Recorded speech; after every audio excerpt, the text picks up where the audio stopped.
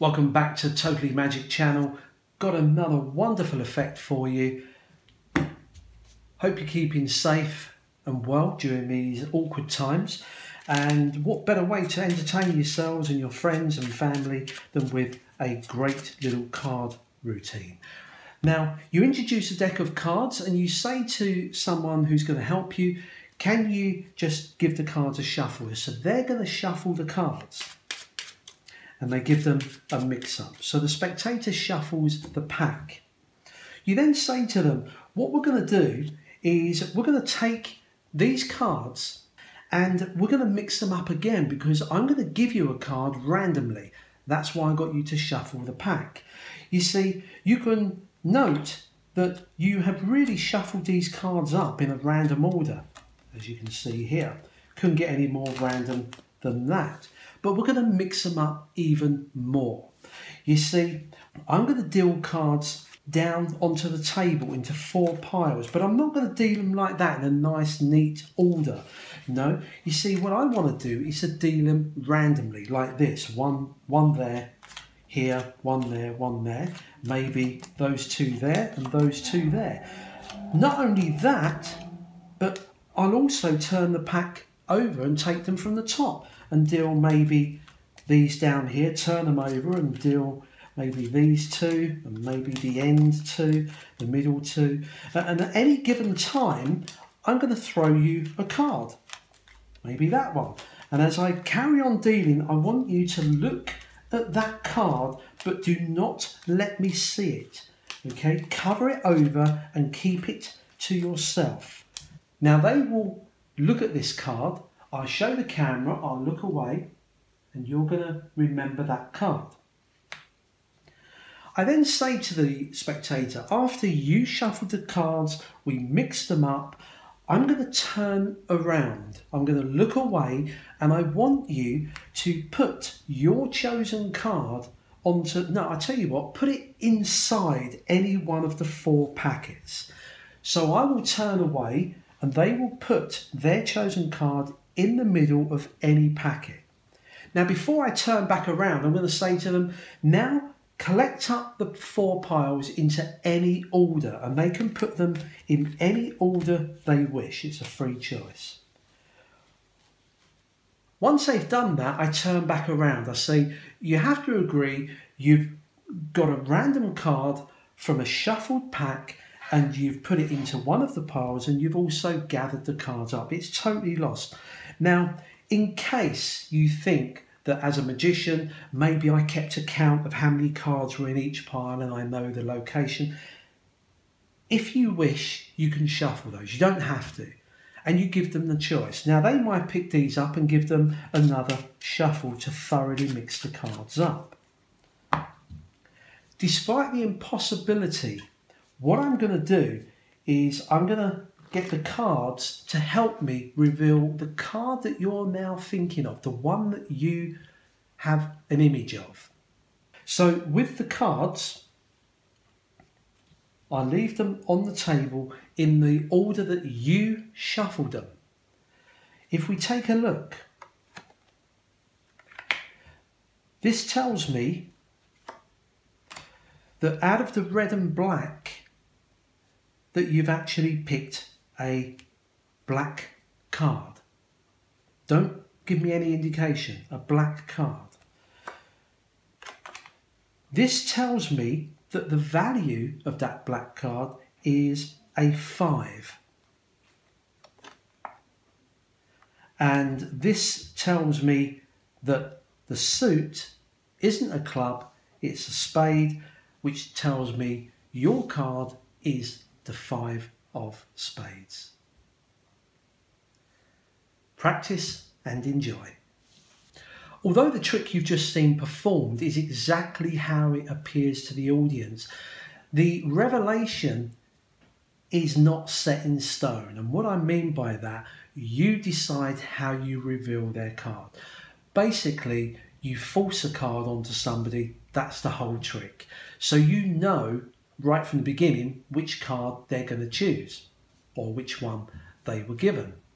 If I was to give somebody a card like that, the audience will kind of have suspicions that I knew what the card was. But because we hide it among all of this, them shuffling the cards being dealt out, face up, face down, and as I'm dealing, I throw them any card from their shuffled pack. This is the thing about this trick, it's disguised. So the simplicity is the fact you're giving them a card that you know.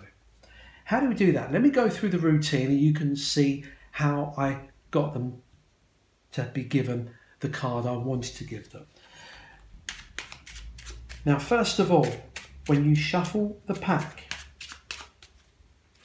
that is genuine. Sorry, they shuffle the pack, so that is genuine. So you give them the cards and they shuffle. You can even borrow these cards. That's the great thing about it. There's no previous setup required. They shuffle the cards.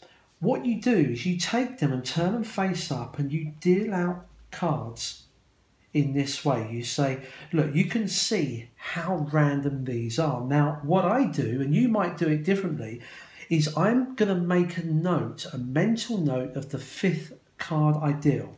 3, 4, 5. So it's the 4 of spades. That's what I'm actually going for. It's a 4 of spades. And you deal a few more and you say, look, you can see how well you've shuffled these cards. And you drop the rest on. Look how messy they are. You then pick the cards up and you say, not only have you shuffled them, but we're going to mix them up into 4 piles again. And what you do, you pick up the cards and you deal off 4 cards in a nice, clean order.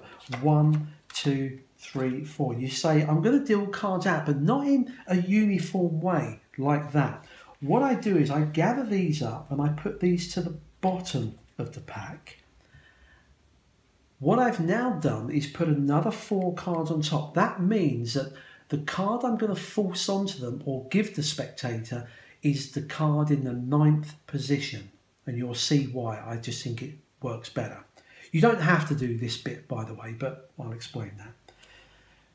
You then deal off and say, no, what I'm going to do is deal them haphazardly. 1 there, 1 there, there. Maybe the 2 end ones and then the 2 middle ones. Maybe 1 there and 1 there and these 2. You're giving the appearance that you're going really random. Now, this is the next bit. Not only will I take them from the bottom, but I can also turn them over and take them from the top and put 1 there, 1 at the end, there and there. So we're totally mixing them up. I've got rid of 4 cards. I then turn them over and do a few more like this and turn them over and I deal another 4, and as I'm dealing I sling the next one towards them. Now don't be too robotic about this, okay? Deal them and then hand them that. You want to do it in the middle of dealing. Let me show you this. So when you're dealing 1, 2, 3, 4 cards, and you're going to get that one, you're doing it rapidly. You've done this. You say, I'm going to sling you a card. It can be any one of these. Once now, maybe that one. And you carry on dealing. Can you notice how natural that was? I just slung this card towards them, almost like I was dealing a hand of poker. And that's important. Again, turn the cards over. Tell them to look at their card, but don't let you see it. You carry on dealing. This has got nothing else to do with a trick. Just do whatever you want on there. You've now got these 4 messy piles. They really think they're jumbled up. They've been thrown a random card from the cards they shuffled. Remember that, they shuffled them. We know that that's the card we force onto them, the 4 of spades. The rest of it is all made up because, of course, you ask them to bury it anywhere. It doesn't make any difference. Okay, then collect them up in any order. And as a final clincher, you ask them, do you want to shuffle them? They can shuffle them. It makes no difference. Now, when you shuffle the cards, you then come to the end of the trick. And as I said to you, there's no same ending of how you perform this. And what I mean by that, you'll all come up your own way. Now, you may just want to look into their eyes and say, I'm going to read your thoughts, or it's a black card, it's a a low card, it's a 4 of spades. You might do it like that. You might even want to pick the cards up and pull out the 4 of spades and put it down. Okay, you can do that if you like. Now, what I do is very brazen, okay, out of the cards, because remember, they're shuffling the cards. Wouldn't it be good if their card ended up on top? But the way I like to play around with this, just a bit of fun, okay. They've shuffled the cards, so I've got no idea what these cards are. And I kind of say, look, let the cards help me. And I turn over a card, and as soon as I see that's a 4, I kind of use that. I mean, that could have been any card. But what I see is that's a 4, which is great, because I can now say, this card tells me the value is a 4. It's not a picture card, it is a 4. It's not a heart,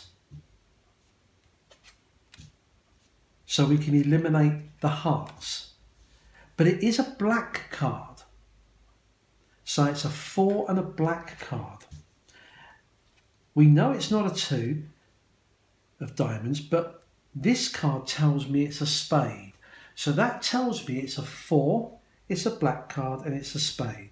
The 4 of spades. Can you see how I'm doing this? I'm just dealing cards, making up the story as I go. And that's the thing about it. Now, sometimes you'll get it. Let me do that again. Let me just show you another way. Let's just say the card was an ace of clubs. Okay, so the card they've chosen is an ace of clubs. You might have to deal 20 cards. But I'm sure if you've got that confidence, you can turn this into a great effect. And you turn this on and say, okay, well, out of these 2 cards, a red and a black, it tells me it's a black card. It's not a spade. It's a club.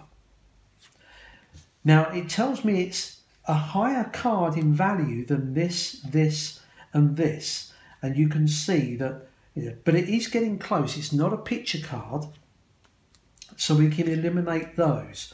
We know it's not a red card, and we know it's a black but not a spade. And it's not the picture. It is that card. Can you see how I've got to that? That was great because that was their card. And this is great if it comes up early on. As you saw in the performance, it only took me 4 cards to get to the revelation. I like this because it keeps me on my toes and it's a bit of fun. You make up this story. If you're not confident on that, then work out how you're going to reveal the final choice of card. But the actual performance of shuffling, losing a card, their apparent randomness of losing it, really makes for a good effect. Until next time, keep safe, practice and enjoy.